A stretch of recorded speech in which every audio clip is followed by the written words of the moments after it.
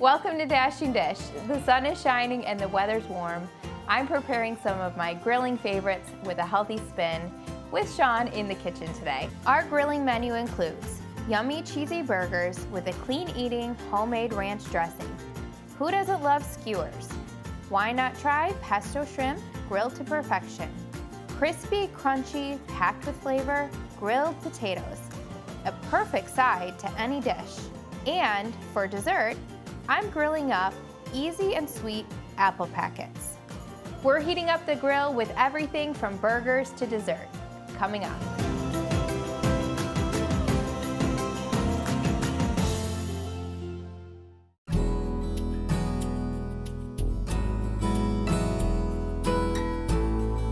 All right, so we're kicking off the grilling season with cheddar ranch burgers, and this is one of my personal favorite things to cook up on a grill. We're gonna start with a ranch dressing that's homemade, and you can make this ranch dressing to go alongside of any of your grilling favorites. I have some fresh dill here that I'm just gonna chop up with some kitchen shears, and you could use dried dill as well, but the fresh dill is absolutely delicious, and it really brings out the ranch flavor. And I love to serve ranch alongside burgers, chicken, grilled veggies, so this is the perfect side. It goes wonderfully with these ranch burgers. Then I have my dry seasonings here. I have 1 tablespoon of garlic powder, 1 tablespoon onion powder, 2 tablespoons of dried parsley, 2 teaspoons of salt. And this seems like a lot of salt, but it makes quite a bit of ranch. And then 2 teaspoons of sweetener. Now this is optional, but it helps balance out that salty flavor, and most dressings actually do have sweetener in them. We just buy them from the store, so we don't know that, but it really does help balance out all the flavors.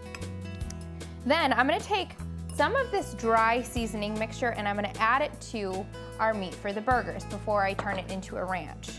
So I'm gonna take just about 2 tablespoons and sprinkle it into the burgers. Then I'm gonna add some Greek yogurt to this dry mixture. This is just 1 cup of Greek yogurt. And then I'm gonna start stirring it together. And whenever I'm making a ranch dressing, I love to use Greek yogurt because it's high in protein. So it is good for you, but it also adds a really creamy, rich flavor without adding mayonnaise or buttermilk. And then if you feel like you need just a little bit of almond milk or milk of choice to just kind of thin it out, you can just do that kind of to taste. You can eyeball it. So I added about 1 teaspoon. And that'll just make it a little bit thinner. So that's kind of, ooh. That was splattered in the hair. The best hair mask around, ranch dressing. Okay, so we have 1 pound of ground chicken, but you could use any kind of meat for this. And I'm going to add to it just about 2 green onions, not even quite that much. This is really just to taste, and you could even leave it out if you want to, or you could add any kind of onions that you like. We already have some of that dill and that dry ranch seasoning in there. And then I'm gonna do a 1/2 cup of cheddar cheese. And then just stir this to combine.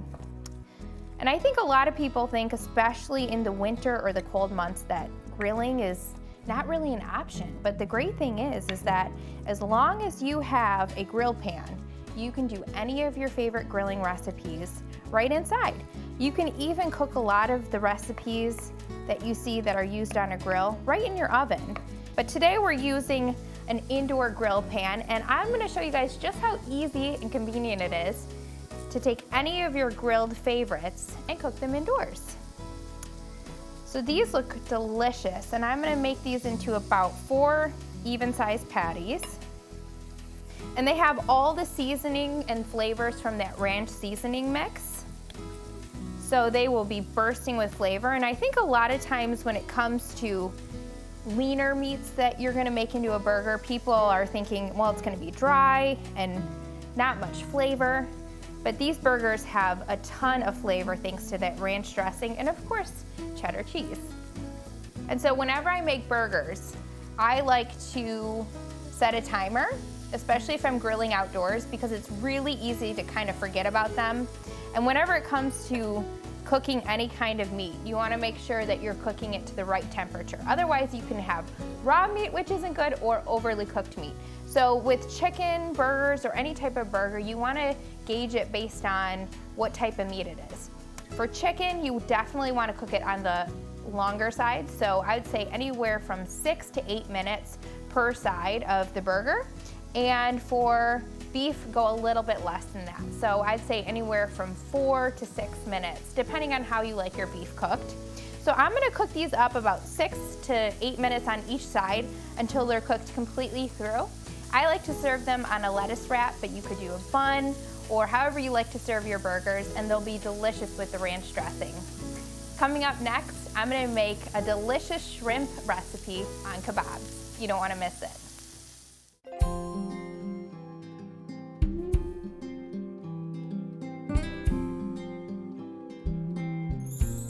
Okay, so I have my husband with me, the grill master.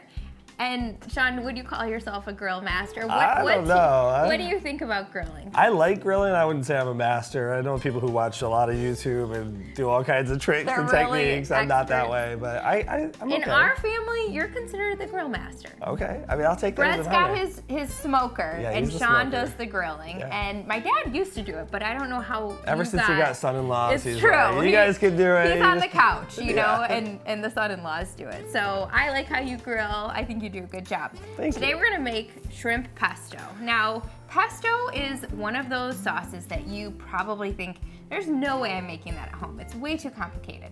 But actually, it's really simple, just a few ingredients, and you can make it healthier than the store-bought kind if you make it at home. So we have 2 cups of spinach here that I'm Okay. gonna add to a food processor, or you could use your blender if you have a high-power blender.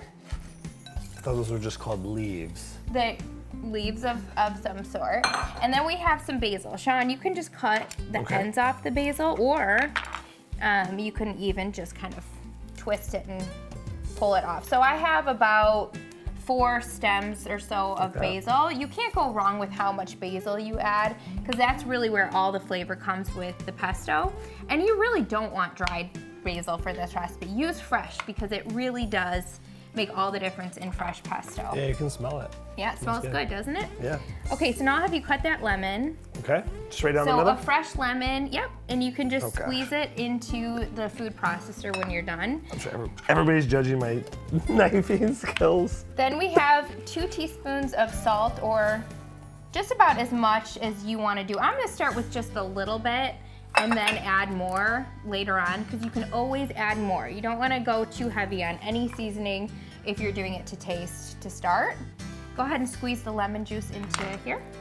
I've never done this. You just squeeze it? Yep, so just squeeze it, and if you're worried about the seeds, you can always squeeze it upside down so the seeds stay in the rind.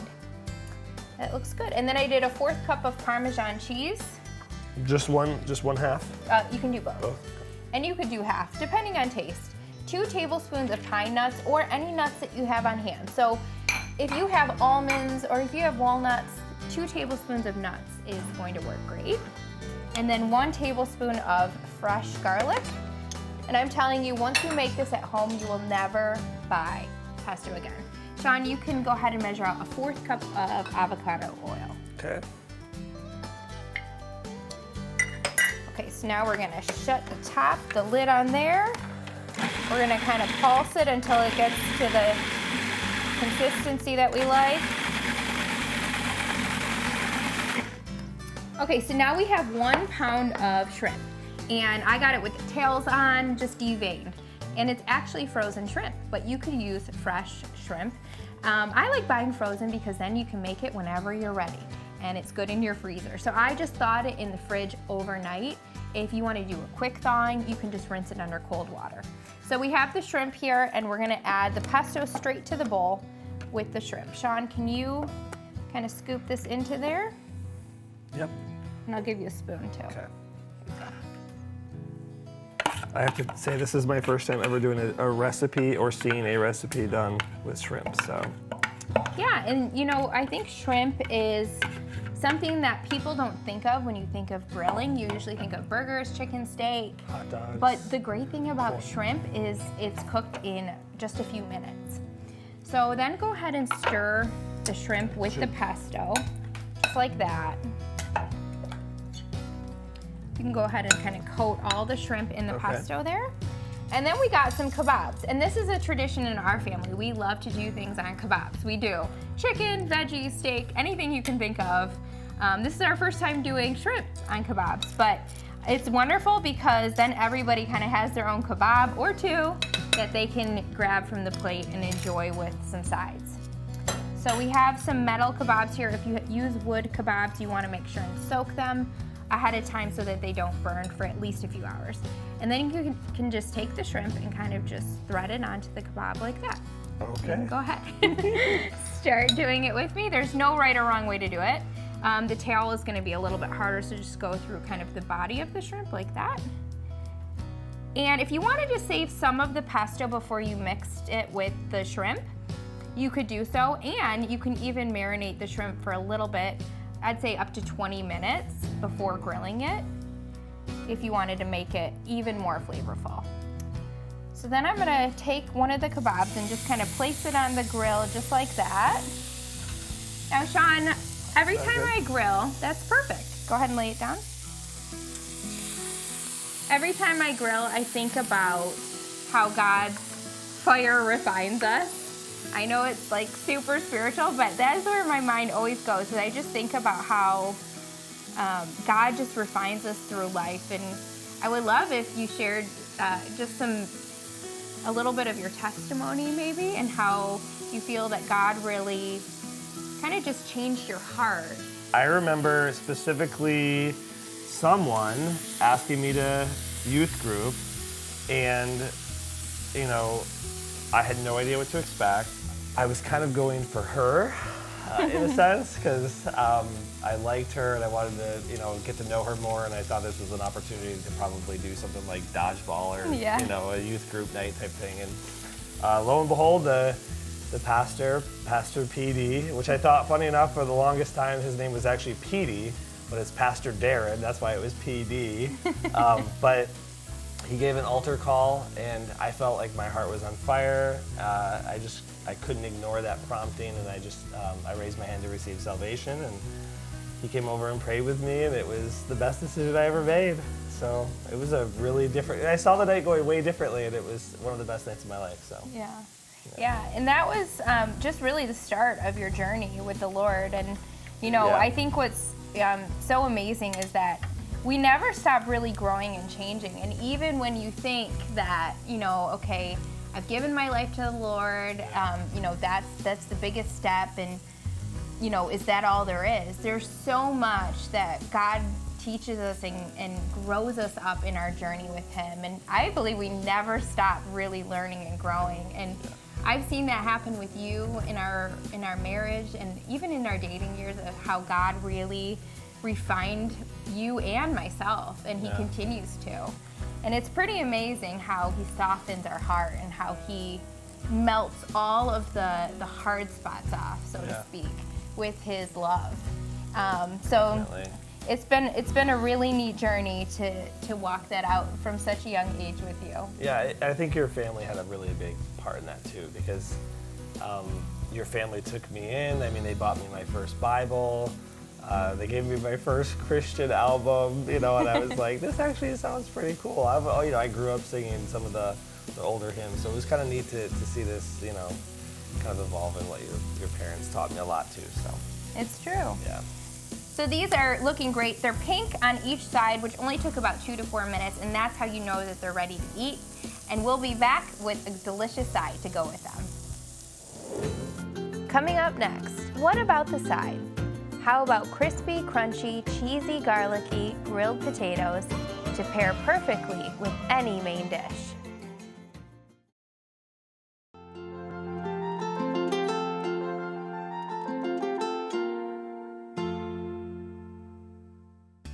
One of the most common questions I get asked when it comes to grilling is, what do I serve alongside this? And there are so many great things that you can put right on the grill as a side dish to make with your meat or your main dish. This is one of my absolute favorites. It's grilled garlic parmesan potatoes. Let me show you how I made them. First, I put the cut potatoes in a bowl and drizzle them with avocado oil and sprinkle them with salt, garlic powder, parsley, and Parmesan cheese, tossing until the potatoes are well coated. Next, I laid a sheet of foil on the counter and sprayed it with cooking spray. I put the potatoes on the foil and sealed the edges.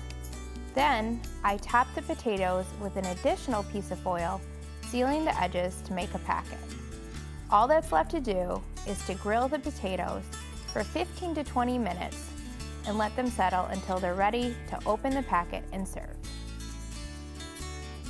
Beware of marinating foods too long. Marinades typically contain an acidic ingredient, which can make the meat tough. When marinating thicker cuts of meat, such as chicken breast or pork tenderloin, aim for no more than 2 hours, and for more tender cuts, such as fish, no more than 20 minutes.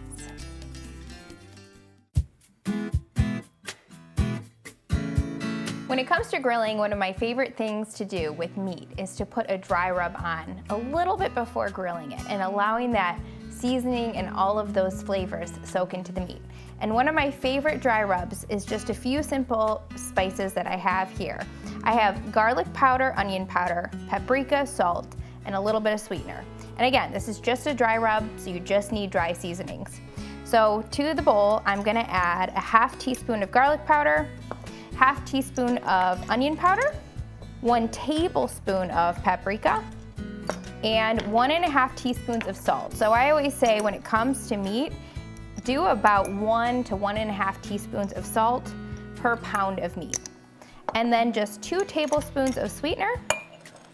And then you could just put a lid on a mason jar and shake it up or stir it up.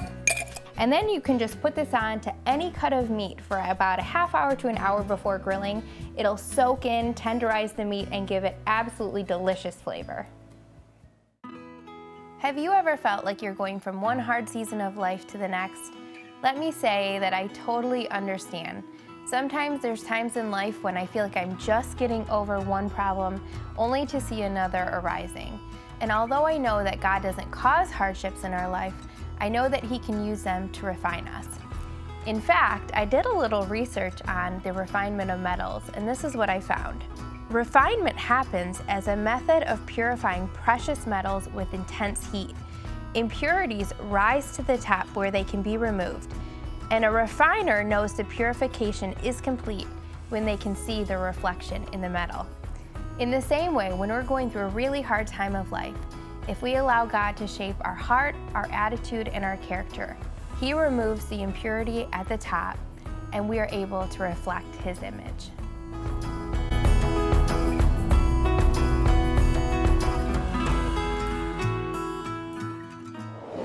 Coming up next, I love grilling weather, and we are almost set. But what about dessert? Why not try these easy, sweet and yummy grilled fruit packets to round out the meal?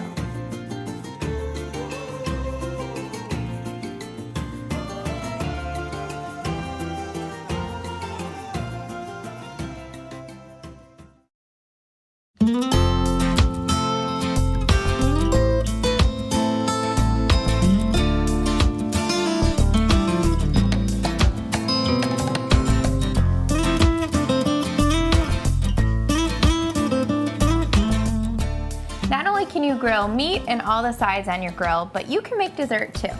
We're gonna make cinnamon maple grilled apples with vanilla ice cream, of course. That sounds delicious. You have to top it with vanilla ice cream though. Yes. That's what really makes it special. So I'm gonna take 3 apples, and you could do this with pears as well, and grilled pears would be just as delicious. But we have some Honeycrisp apples, any kind of apples will do. And I'm just gonna cut them into slices. And we have 1 piece of foil that's sprayed with cooking spray, and I'm gonna lay them directly onto the foil. Now, Sean, I heard you have some grilling questions for me. Yes. All right, ask away. Okay. We got some of these questions from the website, and the first one is, my grill is still coated with the remnants of last summer's cookout. How would you recommend I clean it? So I personally find that it's really easy to just heat up the grill first. And once it's really hot, you can take either a grill brush or some tongs with some foil. So just a bundled up piece of foil and scrape it along the grates. Just make sure that your grates are really hot and then it'll come off really easily. The second question is, how do I prevent food from sticking on the grill? So I like to soak an onion or potato in a little bit of oil and then you just rub it on the grates, and it's much safer than spraying cooking spray on a grill because I've done that before, and if you're not careful, you will end up with some serious combustion. So You might lose an eyebrow. I find it's easier to just take a potato or something that you're gonna grill anyway and just rub it on the grates. That's a good answer. Third question is, how do I make things a bit out of the norm, like pizza on a grill? That's So interesting. if you have a pizza stone or you have any kind of stone or even grill pan that you can put on your grill, you can pretty much grill almost anything that you could cook in the oven. So again, just like I mentioned earlier, if you think about a grill that's really just a hot oven, about 450 degrees, just crank up your oven, and if you have convection cook, then it just swirls the heat around just like a grill, and you can cook it inside a grill or an oven. Okay, and last question is, how can I tell when the food is done? I recommend a cooking thermometer or a meat thermometer. That way it prevents you from cutting into things and checking and prodding and poking, and then things end up either getting hacked into or overcooked or undercooked. And so it's just better to have a meat thermometer that you can just stick in the thickest part of the meat and check. And if you're not sure the temperature, you can always Google it. It's right there on Google. Should I say Google? And if you're not sure what temperature to go to, you can always just do a quick search on your phone. So I'm gonna go ahead and finish off these apples with you, Sean. Okay. All right. We're gonna make like a little packet, and all I did was cut them about the same size. So as long as they're about the same size, it's good because then they'll cook evenly. So I have a 1/4 cup of maple syrup here, or you could do honey. And then 2 tablespoons, so just about half of that, you can just shake it on, of sweetener of choice. That's good. And then a 1/4 teaspoon, a 1/2 teaspoon of cinnamon, a 1/4 teaspoon of ginger. Yep, go Just ahead. all And over? yep, you can't go wrong. I mean, cinnamon, nutmeg, ginger, any of the flavors or spices that you put on apple pie is delicious in this. That smells So 1/4 good. teaspoon of ginger. Okay. And since we're not doing outdoor grilling today, we're gonna actually cook this in the oven using convection cook. So we're gonna do 450 degrees, and we're gonna just put it right on the rack, or you could do it on a baking tray if you feel a little bit safer doing that. So we're gonna put this in the oven, 450 degrees for about 20 to 25 minutes. And when they get nice and soft and golden brown and the syrup melts into it, that's when you know they're ready, and they're perfect served at the end of your dinner alongside whatever you're grilling for that night.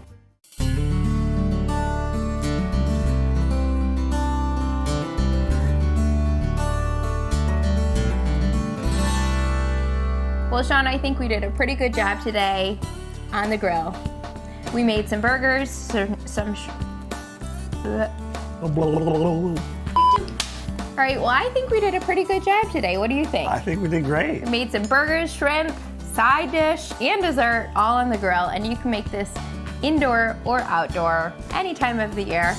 I love grilled food. What about you? It's my favorite. There's nothing So you're better. gonna try the dessert, the grilled Okay. apples, and I think that this tastes pretty similar to apple pie, and you'll never believe how delicious it is coming straight off the grill with some vanilla ice cream. Is that good? So good, yeah. If you want to find more grilling recipes, you can head over to dashingdish.com, where you'll find recipes and more to nourish your body and soul.